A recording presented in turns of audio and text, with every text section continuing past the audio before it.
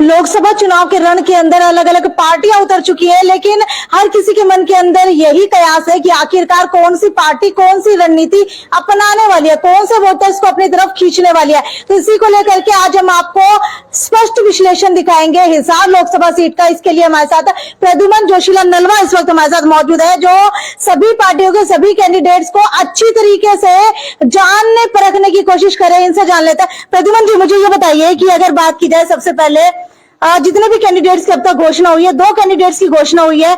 JJP की तरफ से जो है नैना चौटाला का नाम अब तक सामने आ रहा है, लेकिन घोषणा नहीं की गई है। कांग्रेस की तरफ से भी घोषणा नहीं हुई है। क्या कहना चाहेंगे सारे कैंडिडेट्स के बारे में, सारी पार्टियों के बारे में? देखिए मैडम, हिसार लोकसभा देश की वो लोकसभा बनने जा रही है जहां एक ही परिवार के 3 सदस्य आमने सामने होने जा रहे हैं। और हरियाणा प्रदेश के इतिहास में भी ये एक ऐसा मौका है जब चौधरी देवीलाल के जो राजनीति के वारिस हैं उनमें से 3 आमने सामने हो सकते हैं। 2 कैंडिडेट चुनावी मैदान में आ चुके हैं।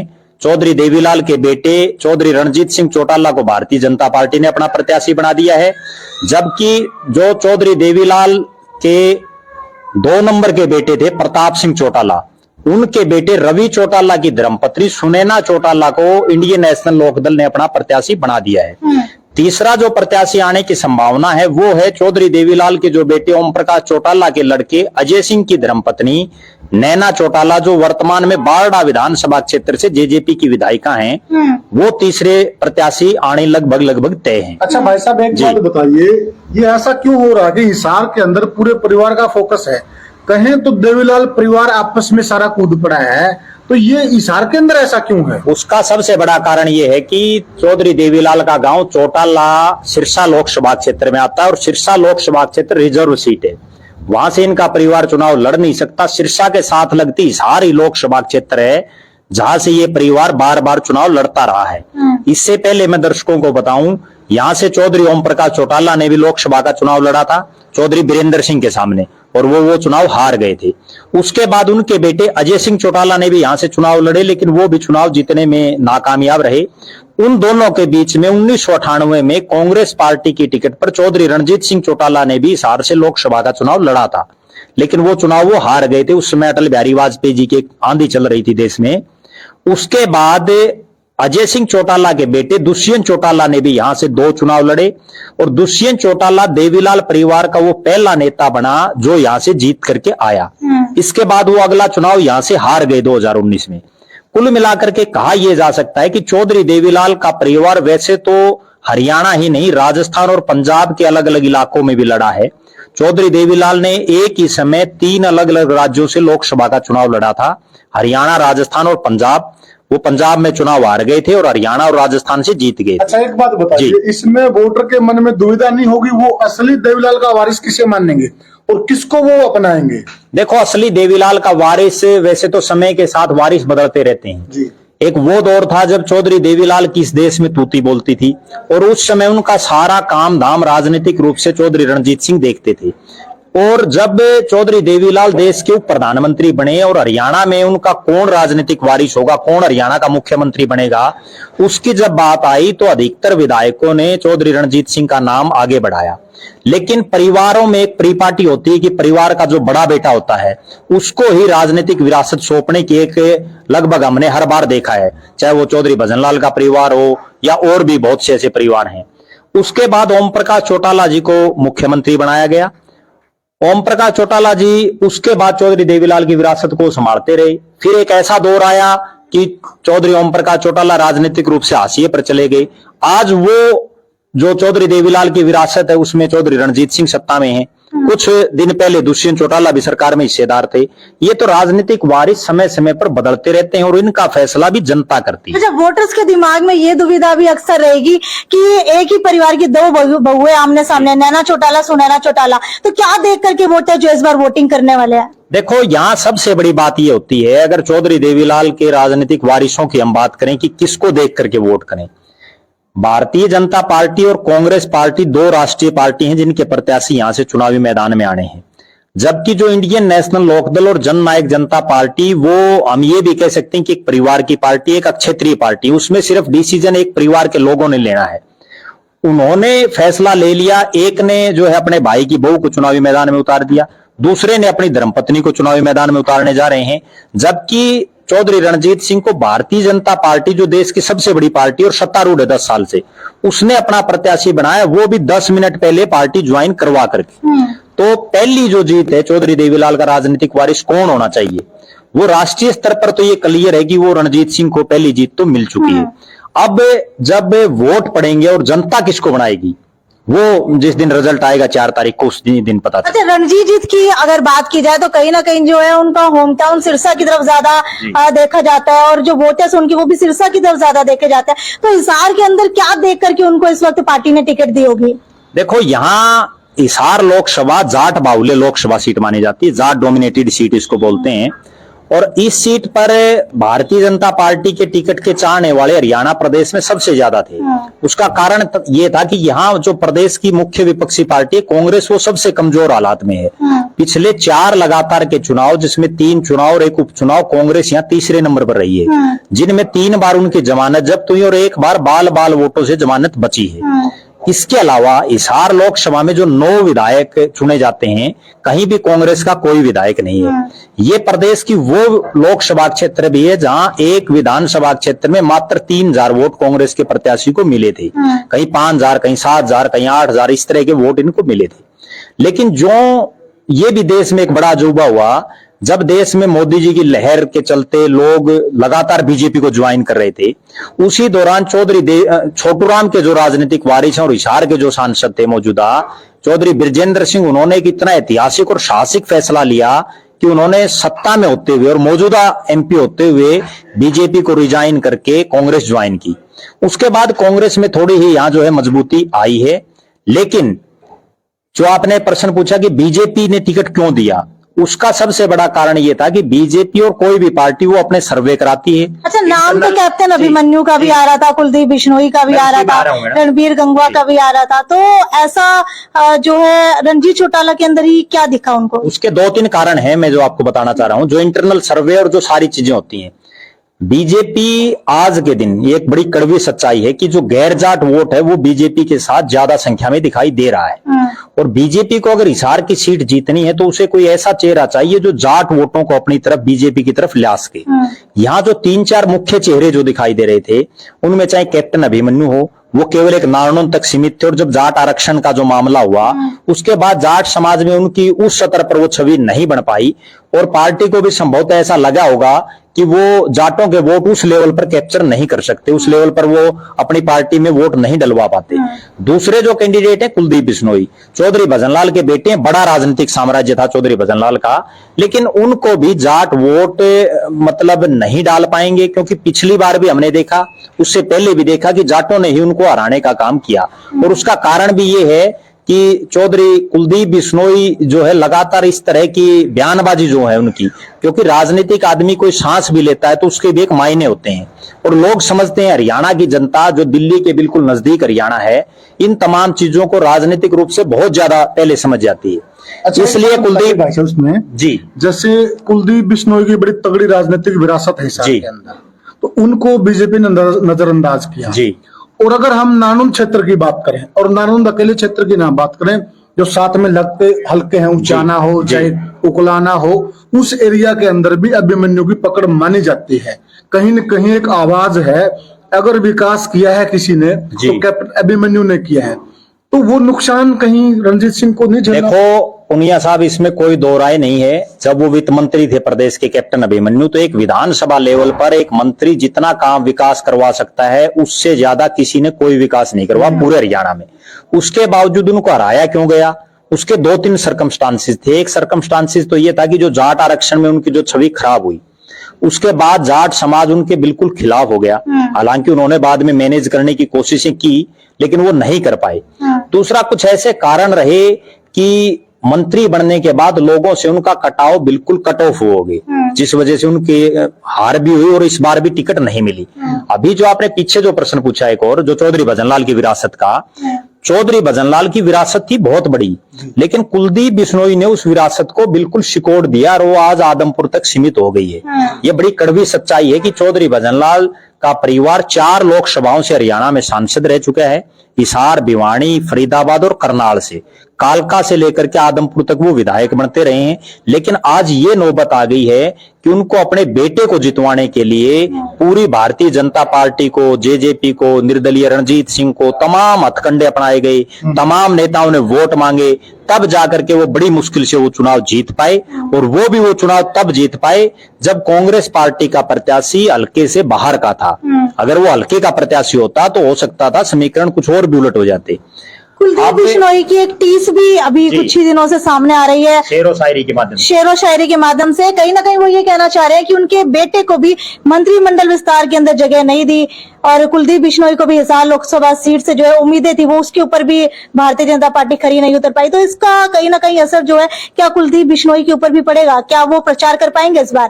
देखो, साथ मैं एक चीज और जोड़ देता हूँ। क्या कुलदीप बिश्नोई में इतना दम है कि वो अंदर खाते या ऊपर आकर बीजेपी का विरोध कर पाए? देखो, एक खास बात तो ये है कि कुलदीप बिश्नोई ने अपनी राजनीति कांग्रेस पार्टी में की थी, आज वो भारतीय जनता पार्टी में है। कांग्रेस और बीजेपी में दिन रात का अंतर है, और वो भी आज की बीजेपी जो नरेंद्र मोदी, अमित शाह और जेपी नड्डा जिसकी अगवानी कर रहे हैं, उस बीजेपी में दिन रात का अंतर है।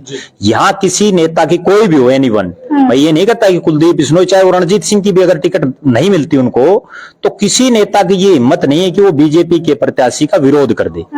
उसको वोट मांगने पड़ेंगे।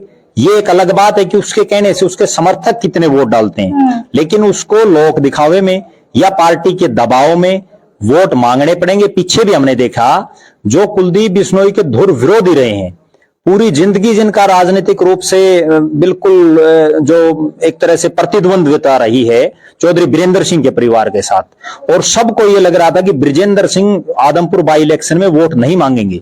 उसके बावजूद बृजेंद्र सिंह को मंच पर वोट मांगने पड़े सार्वजनिक रूप से, उनको जिताने के लिए प्रयास करना पड़ा, क्योंकि ये भारतीय जनता पार्टी है, यहाँ किसी की नहीं चलती। जो मोदी जी ने हुक्म कर दिया वो सबको मानना पड़ेगा। अच्छा, कुलदीप बिश्नोई के साथ क्या बीजेपी ने यूज एंड थ्रो वाली पॉलिसी इस्तेमाल किया? जब उनका फायदा लेने की बारी आई तो उन्हें अपने अंदर शामिल कर लिया, लेकिन जब कुलदीप बिश्नोई को अपना फायदा करना था तब उनको कहीं ना कहीं पिछाड़ा जा रहा है। देखो, मेरा ऐसा मानना है कि कुलदीप बिश्नोई राजनीतिक रूप से उनकी टाइमिंग हमेशा ही गलत रही है फैसले लेने की। वो समय पर सही फैसला नहीं ले पाते, यही उनकी सबसे बड़ी कमजोरी है। वरना तो चौधरी भजनलाल, जिनका देश की राजनीति में इतना बड़ा नाम था, और एक और खास बात मैं दर्शकों को बताना चाहूंगा, 2004 में एक लोकसभा का चुनाव हुआ था जो पूरे देश में चर्चित हुआ था। वो चुनाव था भिवानी पार्लियामेंट का, जिसमें 3 मुख्यमंत्रियों के बेटे, 3 लालों के लाल चुनाव लड़ रहे थे। और उस चुनाव में कुलदीप बिश्नोई को चौधरी भूपेंद्र सिंह हुड्डा ने, कांग्रेस आलाकमान के ऊपर और भूपेंद्र सिंह हुड्डा के जो और साथी थे, उन तमाम, यानी जो भजनलाल जी के खिलाफ थे कांग्रेस में उस दौर में, उन सब ने दबाव बना करके कुलदीप बिश्नोई को भिवानी फंसा दिया था कि आपको यहां से चुनाव लड़ना है। और उस चुनाव में अजय सिंह चौटाला वहां से सिटिंग सांसद थे, उनके पिताजी ओम प्रकाश चौटाला प्रदेश के मुख्यमंत्री थे उस समय। चौधरी सुरेंद्र सिंह का वो घरी जिला था, वहां से वो सांसद रहे थे, बंसीलाल जी के बेटे थे, बड़ा नाम था। उन दोनों की टक्कर में कुलदीप बिश्नोई वो चुनाव जीत गए थे, और उस चुनाव की जीत का डंका पूरे देश में बजा था। उसके बाद उस चुनाव से ऐसी आंधी कांग्रेस की बनी कि 2005 में उनको 67 सीटें विधानसभा की मिली। भजनलाल जी के नाम पर वो चुनाव लड़ा गया। लेकिन फिर जब भूपेंद्र सिंह हुड्डा को कांग्रेस आलाकमान ने सीएम बना दिया तो वहीं से उनकी टाइमिंग गलत हो गई। कुलदीप बिश्नोई के दिमाग में सिर्फ एक ही चीज बड़ी हुई है आज तक भी, कि उन्हें मुख्यमंत्री की कुर्सी चाहिए, जिसके लिए वो कोई एफर्ट कर नहीं रहे, सिर्फ सोशल मीडिया पर या जो है हवाई बातें सिर्फ वो कर रहे हैं। चलिए, अभी लोकसभा इलेक्शन की अगर बात की जाए, 3 पार्टियों के कैंडिडेट साफ साफ दिखाई दे रहे हैं। वहीं बात की जाए कांग्रेस पार्टी की, तो आपको क्या लगता है कि बीजेपी की तरफ से जाट है, जेजेपी की तरफ से जाट है, इनेलो की तरफ से जाट है, तो कांग्रेस क्या जाट उतारेगी या फिर जो है नॉन जाट कैंडिडेट इस वक्त मैदान में उतरने वाला है? इसके साथ एक सवाल और जोड़ लेते हैं। ये मुख्यतः बात है कि विश्लेषण की बात कर रहे थे, कि हल्के का विश्लेषण करते हैं। तो विश्लेषण के तौर पे देखा जाए, सारी बातों का हमने लाभलाभ देखा है कि क्या इसमें हम ये कह सकते हैं कि बीजेपी ने जो कैंडिडेट चुना वो राइट कैंडिडेट है? देखो, सबसे पहले पुनिया साहब आपकी बात का मैं जवाब दे दूं। बीजेपी ने अभी, आपकी बात भी बीच में रह गई थी, रणबीर गंगवा का नाम हमने छोड़ दिया था। रणबीर गंगवा भी सिर्फ नड़वा विधानसभा क्षेत्र तक सीमित था और वो सिर्फ एक बैकवर्ड और कुम्हार जो समुदाय है उसका नेता बनकर के रह गया था, जिस वजह से बीजेपी ने उन पर भी दांव नहीं खेला। रणजीत सिंह मेरे नजरिए में बीजेपी का सबसे उपयुक्त प्रत्याशी है। वही एकमात्र प्रत्याशी है जिनको चौधरी देवीलाल के नाम का वोट, जिनको जाट समुदाय का वोट और जिनको उनके जो एक शराफत है, क्योंकि लगातार 2008 में उन्होंने आदमपुर उपचुनाव लड़ा था कांग्रेस पार्टी की टिकट पर, तब से लेकर हर पहले 2 तारीख और उसके बाद 5 तारीख हर महीने वो लगातार पिछले जो है 16 साल से हिसार में आ रहे हैं। कोई नेता ऐसा नहीं है जो यहाँ के लोकल नेता वो भी नहीं आते इतना। इसके साथ हम एक चीज और जोड़ दें कि जनता की अगर हम बात करते हैं, हम निकलते भी हैं फील्ड के अंदर, तो एक आवाज निकल के आती है कि इकलौता ऐसा मंत्री था हरियाणा सरकार का जो जनता से रूबरू होता था। हाँ। और जनता संतुष्ट होके जाती थी। देखो, तो बेनिफिट भी मिले। देखो उसका मैं बताऊं आपको पुनिया साहब, ये मिनिस्टर ऑन मोबाइल इनको बोला जाता है। अगर आप रात के 12 बजे भी इनको फोन करोगे, और सबसे बड़ी बात एक और देखो, बीच में मैं एक बात और बताता हूं, भारतीय जनता पार्टी और नरेंद्र मोदी जी ने एक नियम बना कि 75 पार से ऊपर के किसी आदमी को टिकट नहीं मिलेगी। हाँ, बिल्कुल। उसके बावजूद देश में ये इकलौते शख्स हैं जिनको 78 साल की उम्र में, और वो बीजेपी में ना होते हुए 10 मिनट पहले उनको बीजेपी ज्वाइन कराई गई, तो कुछ ना कुछ तो मोदी जी या पार्टी को लगा होगा तभी इनको टिकट दी होगी। दूसरी बड़ी बात, जैसा आपने बताया, ये इकलौते ऐसे मंत्री थे पूरी मनोहर सरकार के जो नांगल चौधरी से लेकर के कालका तक, होडल पलवल से लेकर के चौटाला डबवाली तक जिनके कार्यक्रम लोग करवाते थे और लोग सुनते थे और उनकी समस्याएं का समाधान ये करवाते थे। दूसरी बड़ी बात, प्रदेश की कैबिनेट के इकलौते मंत्री हैं जो 4 मुख्यमंत्रियों के साथ मंत्री रह चुके हैं, चौधरी देवीलाल, चौधरी ओम प्रकाश चौटाला, मनोहर लाल खट्टर और अभी नायब सैनी के साथ। अब जो आपने जो प्रश्न पूछा कि कांग्रेस का कैंडिडेट कौन होना चाहिए, कांग्रेस निश्चित रूप से मुझे जो लग रहा है, क्योंकि इतना बड़ा सेक्रीफाइस जो वीरेंद्र सिंह के परिवार ने किया है, बीजेपी को छोड़ करके वो आए हैं, निश्चित रूप से पहला हक बृजेंद्र सिंह का इस टिकट पर है। और मेरे नजरिए से बृजेंद्र की बजाय जो उनके पिताजी हैं चौधरी वीरेंद्र सिंह, वो कांग्रेस के सबसे मजबूत प्रत्याशी यहाँ हैं। उनके नाम पर कांग्रेस को जाट वोट भी मिल सकता है। उन्होंने भी चौधरी रणजीत सिंह की तरह वो किसी को कभी खटके नहीं। एक चीज मैं थोड़ा सा इसमें अलग कहना चाह रहा हूं, जो मेरा है नजरिया है, जो हमने जनता की आवाज सुनी है जी, कि चौधरी बृजेंद्र सिंह ऐसे लीडर रहे हैं जो अपना स्वागत दौरा भी नहीं कर पाए जी, तो कहीं न कहीं इस चीज का इन्होंने खामियाजा नहीं भुगतना। मैं इसीलिए आपको कह रहा हूं कि बृजेंद्र सिंह की बजाय चौधरी वीरेंद्र सिंह को अगर कांग्रेस टिकट दे, क्योंकि बृजेंद्र सिंह 5 साल सांसद रहे, 5 साल में वो पूरी हिसार लोकसभा का ना दौरा कर पाए, ना कोई बहुत बड़ा प्रोजेक्ट यहाँ ला पाए, ना वो कहीं भारतीय जनता पार्टी के संगठन में या सरकार में अपने कार्यकर्ताओं को कहीं समायोजित करवा पाए। वो टोटली जो है सिर्फ एक जो अफसर होता है, क्योंकि वो आईएएस रहे हैं, सीनियर आईएएस, वो अफसर से और नेता में ढल नहीं पाए 5 साल में, जिसका खामियाजा उनको भुगतना पड़ेगा। और उसी के लिए, उस खामियाजे को कवर करने के लिए अगर चौधरी वीरेंद्र सिंह को पार्टी उतारे तो वो एक मजबूत और सशक्त दावेदार हो सकते हैं। चलिए अब टोटल बात करते हैं हरियाणा की 10 लोकसभा सीटों की। तो क्या लगता है कि बीजेपी 10 की 10 सीटों का नारा दे रही है? कितनी जो है बीजेपी के खाते के अंदर आने वाली है, कितनी जो अन्य पार्टियों के खाते में आने वाली है? देखो, ये तो बिल्कुल श्योर आज के दिन कहा जा सकता है कि बीजेपी 10 की 10 तो नहीं जीतेगी। दूसरी बात, जब कांग्रेस पार्टी के प्रत्याशी आ जाएंगे एक्चुअल तो तभी पता चलेगा, लेकिन उसके बावजूद मुझे ऐसा लग रहा है कि आज भारतीय जनता पार्टी 4 से 5 सीटों पर तो क्लियर जीत दिखाई दे रही है। एक सीट पर कांग्रेस की बिल्कुल क्लियर जीत है। दूसरी सीट अंबाला और सिरसा में से एक सीट जहां से कुमारी शैलजा चुनाव लड़ेंगी, वो एक मजबूत प्रत्याशी हैं। लेकिन कुमारी शैलजा ने तो लोकसभा चुनाव लड़ने से इनकार कर दिया था। लेकिन जब पार्टी टिकट देती है, क्योंकि लड़ना पड़ेगा, उन्होंने इनकार तो बड़े बड़े नेताओं ने पिछली बार भी किया था, लेकिन चौधरी भूपेंद्र सिंह हुड्डा से लेकर के और तमाम बड़े नेताओं को उतारा। अगर ये चुनाव नहीं लड़ेंगे तो एमएलए में वोट कौन देगा?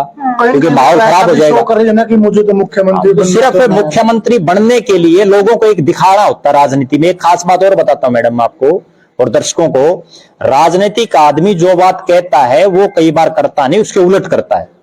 ठीक है, अन्य सीटों की बात करें, अगर अन्य सीटों की हम बात करें तो 4 सीटें ऐसी हैं जहां बड़ा क्लोज कंटेस्ट होगा, जिसमें पूरे हरियाणा में सबसे हॉट सीट में 2 मानता हूं इस बार।